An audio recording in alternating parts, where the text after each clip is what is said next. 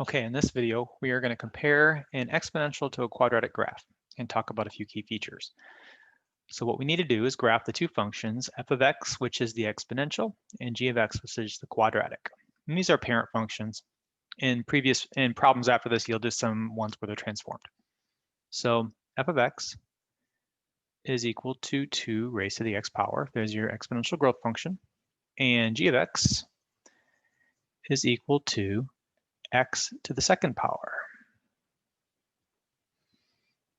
So we have a couple questions. We want to know the y-intercept of 2 to the x power. Well, that's 0, 1. And the y-intercept of x squared is 0, 0. And now we got a few intervals. So we want to know what happens during different sections of the graph. So if I focus on when x is less than negative 0.767, I'm going to actually graph that. X is less than negative 0.767. Now, if you look on the graph where they intersect, you will see that the red graph, which in my case is f of x, ends up being lower than the graph up here, the quadratic. So that means f of x will be less than g of x when x is less than negative 0.767. Or think about it like this. Right there, right at negative 7.07, f of x is less than g of x because these values are below those values. So we want to say that there. F of x, the exponential function will be less than the quadratic function over that interval. Now let's look at the next one. Between negative 0.767 and 2, I'm going to zoom out a little bit. Look at where they cross at negative 0.767 and positive 2. Now what happens is the exponential function overtakes the quadratic. So it will be higher than the quadratic in this case. So your exponential will be above it. So if I make that greater than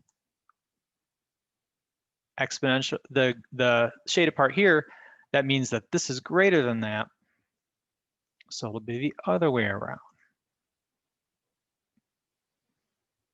Let's zoom out again.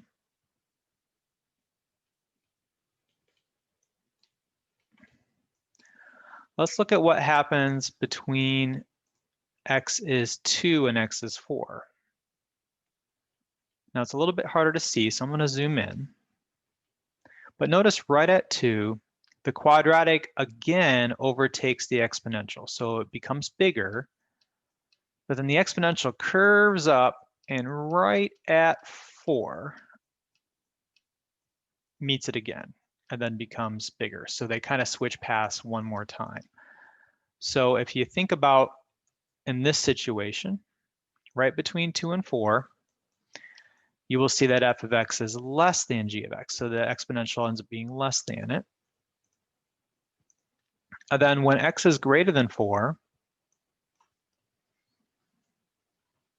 all the way till infinity, so at 4, and you can see the exponential will always, in the long run, win. It'll always grow the fastest out of any other function eventually. It might take a little bit of time. In this case, it takes till you get to 4, but it'll be greater than the quadratic. So that's kind of the way that these work. They kind of shift places at the beginning, but ultimately the exponential will end up on top at the end. It'll always be the fastest growing graph.